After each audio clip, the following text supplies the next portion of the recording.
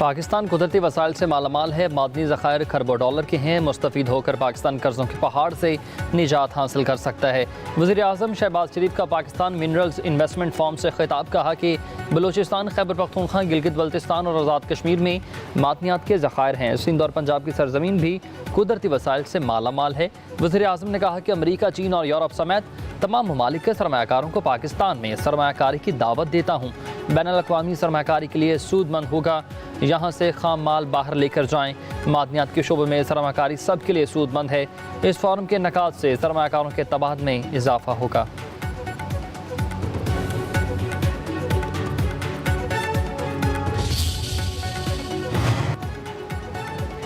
Army chief general Asim Munir का कहना है कि मायूसी और बेअमली की कोई गुंजाइश नहीं है। पाकिस्तानी अवाम के पैरों के नीचे वसी मादनी ज़खायर और हाथों में महारत है।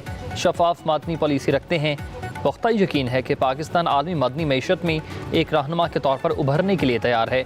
आलमी इदारे आएँ, अपनी महारत से पाकिस्तान को रोशनास करवाएँ, सरमायाकारी के मौके तलाश करें और वसाइल की वसी सलाहियत की तरक्की में हमारे साथ शराकत दारी करें।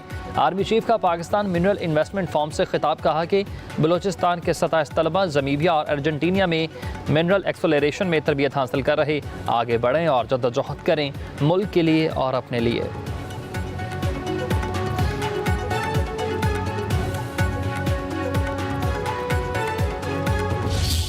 तमाम मुआशी इशारे मस्बत हैं। पाकिस्तान मुआशी लिहाज से बेहतरी की जानिब गामजन है। आलमी इदारे भी पाकिस्तान की मुआशी तरक्की का एतराफ़ कर रहे हैं।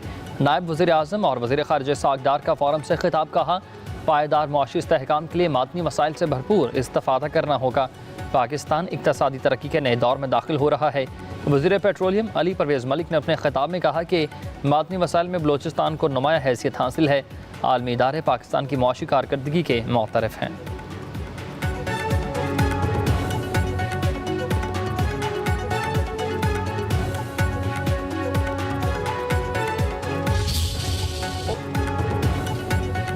पाकिस्तान मदनी वसाइल के बायस मुनफरिद हैसियत रखता है। CEO barrack gold mark Bairstow का पाकिस्तान मिनरल्स इन्वेस्टमेंट फॉर्म से खिताब। कहा कि मुस्तकबिल में मादनी वसाइल ही तरक्की का ज़रिया है। मादनी ज़खायर किसी भी मुल्क की पायदारी की तरक्की में अहम किरदार अदा करते हैं।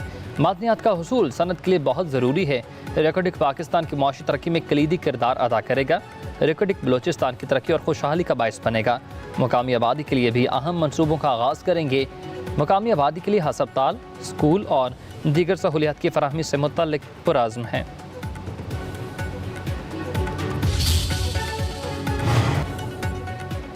अडयाला जेल के करीब PTI कारकुनान और पुलिस का टकराव। कारकुन मुंतशिर हो गए। बानी की बहनें शादी हॉल से रवाना। पुलिस के मुताबिक किसी रहनुमा यहाँ पर कारकुन को गिरफ्तार नहीं किया गया। अडयाला जेल हुकाम का कहना है कि बानी और बुशा बीवी से अहले खान और बुकला की मुलाकात करवा दी गई है। बानी की बेटों से भी व्हाट्सएप पर बात करवाई गई।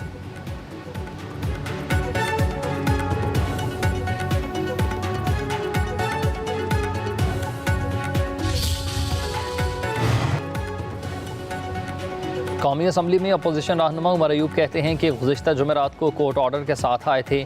जजेस तयन कर लें कि वो अपने अहकामात पर अमल दरामद करवाएंगे या फिर छुट्टी करके घर चले जाएंगे। बानी को बेटों से बात नहीं करने दी जा रही। बोले कि सदर जरदारी ने सिंध का पानी बेच दिया, मगर अब मगरमच्छ के आंसू बहा रहे हैं। जरताज गुल ने कहा कि जिनके नाम बानी देते हैं उन्हें जेल के बाहर खड़ा कर दिया जाता है। खुदा के लिए सियासी कारकुनान को दहशतगर्द समझना छोड़ दें।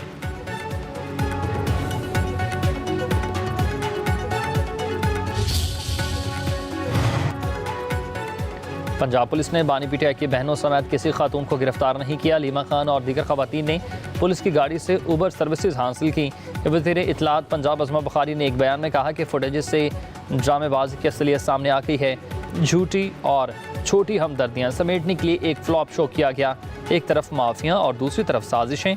लीडरशिप इनकलाब फराहम फ्रॉम होम लाती थी और कारकुन सड़कों पर जलील होते थे। अब यह सिलसिला नहीं चलेगा क्योंकि बंद हो चुका।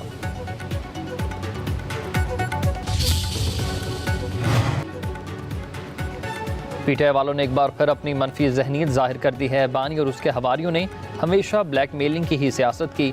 मुल्की मफादात के खिलाफ मजमूम मकासद कामयाब नहीं होने देंगे। वज़ीर आज़म के मुशीर इख्तियार वली कहते हैं कि खैबर पख्तूनख्वा में कुदरती वसाइल में करप्शन से मुतालिक वाइट पेपर जारी करेंगे। कौन कौन माल बना रहा है सब सामने लाएंगे।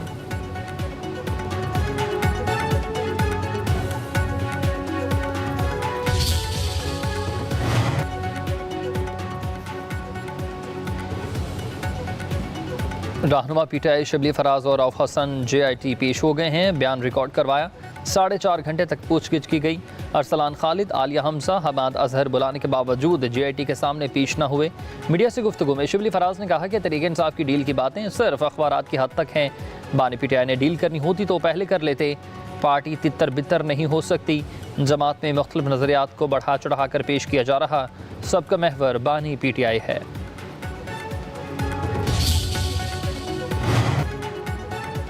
कराची बारूद के ढेर पर है, हालात फिर से ख़राब हो रहे हैं। अमन व अमान के लिए जो किरदार अदा कर सकते थे वो किया।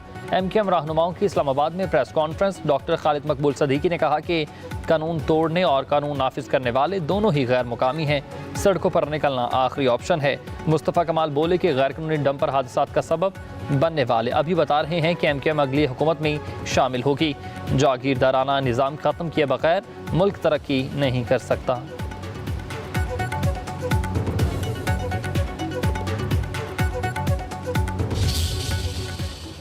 आज जो बदअमनी के ताने हमें वो लोग दे रहे हैं जो कि माजी में इस बदअमनी का एक अहम रोल रहे हैं। माजी में जो ऑपरेशंस हुए थे, उन ऑपरेशंस में जिन पुलिस वालों ने पार्टिसिपेट किया था उनको चुन चुन के मारा गया, और वो भी इल्ज़ाम किसी और पे नहीं, वो भी मुत्तहदा कौमी मूवमेंट पे था। आज भी वही बल्दियाती नुमाइंदे बैठे हुए हैं। कराची में रिकॉर्ड तरक्याती काम हो रहा है। जो लोग हम पे तनकीद कर रहे थे, कम अज़ कम उनको ये पता होना चाहिए कि इस शहर में जिसके वो दावेदार बनते हैं, पाकिस्तान के सबसे बेहतरीन जो सेहत की सहूलियात हैं वो पाकिस्तान पीपल्स पार्टी की सिंध हुकूमत दे रही है। वज़ीर इत्तलात सिंध शर्जील इनाम मेमन ने MKM को इलेक्शन लड़ने का चैलेंज दे दिया। कहा कि मैं इस्तीफ़ा देता हूँ, वो भी दें, पता चल जाएगा कि किसके पास कितना मैंडेट है।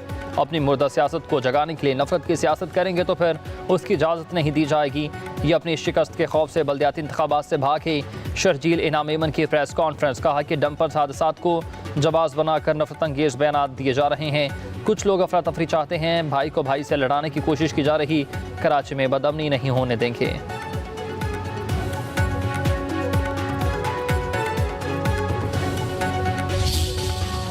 फाइनली मेरी प्रेस कॉन्फ्रेंस का इम्पैक्ट ये हुआ, लेकिन आपको याद होगा कि मैंने अपनी हर प्रेस कॉन्फ्रेंस में कहा है कि लेटर लिखने से काम नहीं चलेगा। उनको पैसे एलोकेट कराने हैं ताकि पैसे KMC के अकाउंट में मुंतकिल हो।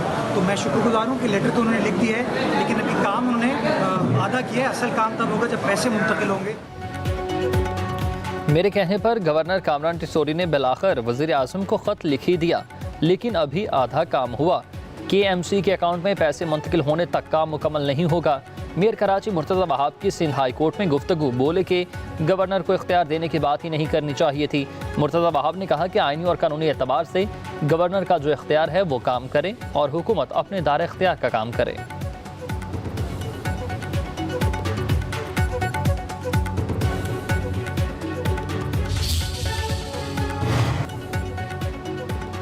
गवर्नर सिंध कामरान टिसोरी से UAE के सफ़ीर हमाद अल बैद अल ज़हनी की मुलाकात हुई है।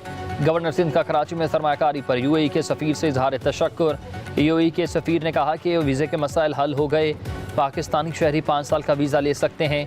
UAE के सफ़ीर ने गवर्नर हाउस में पौधा लगाया, परचम कुशाई भी की।